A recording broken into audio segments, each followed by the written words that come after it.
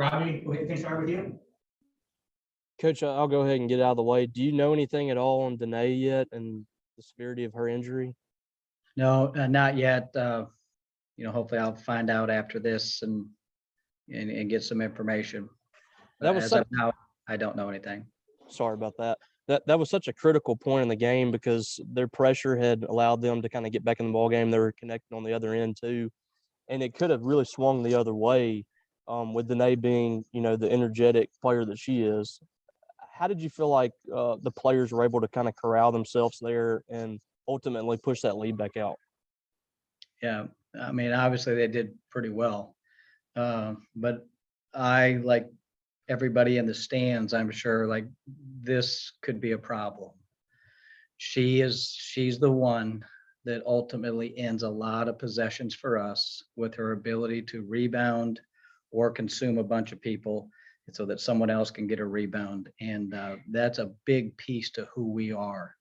But Charlie stepped in and like Jerkayla said, just nobody bats an eye and they just lean into it. So instead of cowering, instead of like, why us? I mean, they just keep leaning into it and let's go.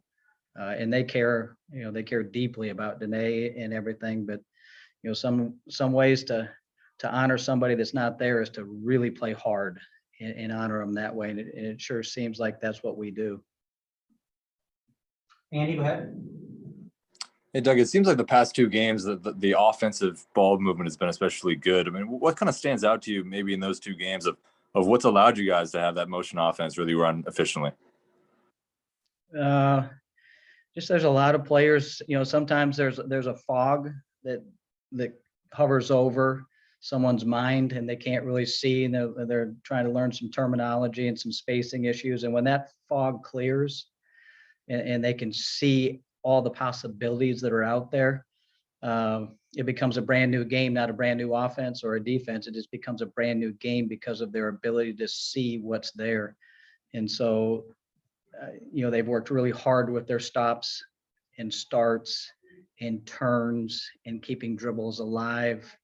And they are throwing strikes. Nobody's reaching. So everybody can step into their shot, stop their shot, move it to the next person. And again, that ball has energy. And when everybody's touching it, like each one is getting more energy. And so is our team. And on the flip side, I think it sucks the life out of other teams sometimes when they're getting dizzy watching that ball getting moved around, and it's coming vertical, it's coming horizontal. And but the best thing we're doing is really throwing strikes. And we joke to them that passing is a relationship, and how I throw a pass to you, it really says how much I like you. And if I throw a bad pass and turn you into a soccer goalie, obviously I don't like you that much. But you can see the relationships are getting better here because they are throwing each other strikes.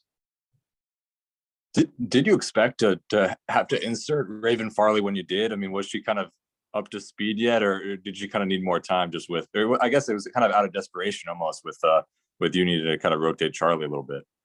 It was, but I asked her first. We hadn't really gotten quite that far in our conversation. She'd been practicing a little bit and doing some things with scout team. But I just went up to her and asked her, "Are you ready for this?"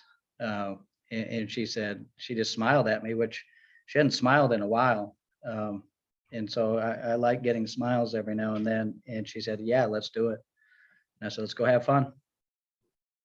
What's to say about the team overall? You've had some hurdles this season, and it seems like you don't really back away from them. You kind of, I guess, smile a little bit and go for it.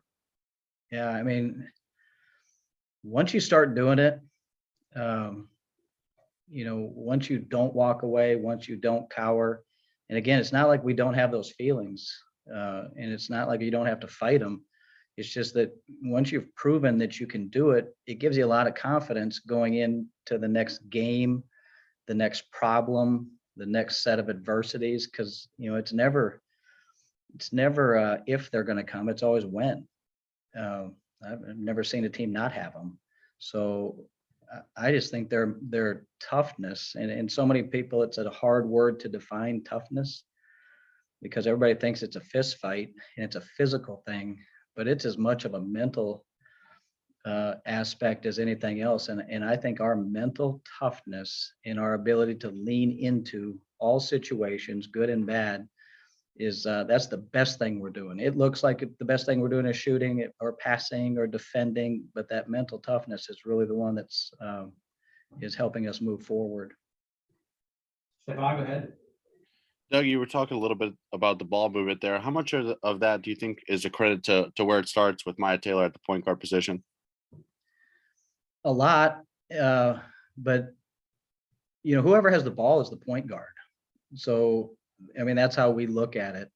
You're the quarterback. You're seeing things. So one of the things that people may not have seen today is that Maya threw a guard-to-guard pass, a slot-to-slot pass, and she was 0 to 60 to get to the opposite corner and created a double gap for Jerkayla to drive with her right hand. Annie was disciplined and stayed in the corner, which gave Jerkayla that space. So to have a point guard unselfish enough to give up a cut, it's like a wide receiver in football have to run a route sometimes, and it's not for them. How hard do they run it? She ran it.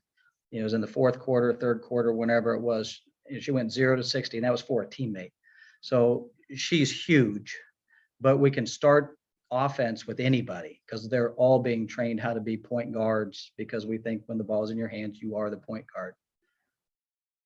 Jerkayla was talking a bit about Maya kind of being the glue to the team and being level-headed when things get hard. I mean, when you've had so many obstacles this season, how important has she been for that? She's been incredible on the floor, off the floor. I mean, she's a great ambassador for Mississippi State. I mean, everybody's proud of Maya.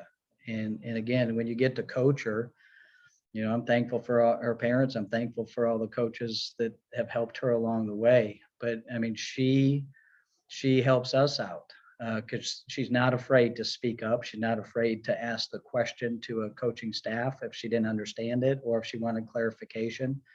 And she can take someone like Jerkayla, a younger player, and know the right words to say on the floor. Real-time information is, I can't tell you how important it is. And for teams to grow, you have to have that real-time information while you're running down the floor and know how to talk to players. And Maya knows how to talk to Jerkayla and Annie. And now Annie's talking to, whoever, and the communication, the inside communication is off the charts right now. Andy, go ahead. Hey, Doug, I know you said you didn't know the condition for Danae, but does she have like an MRI or anything scheduled? Do you know that much? I really don't know anything at this time. All right. Thank you. Anything else for Coach? We got time for one or two more. All right, thanks, everybody.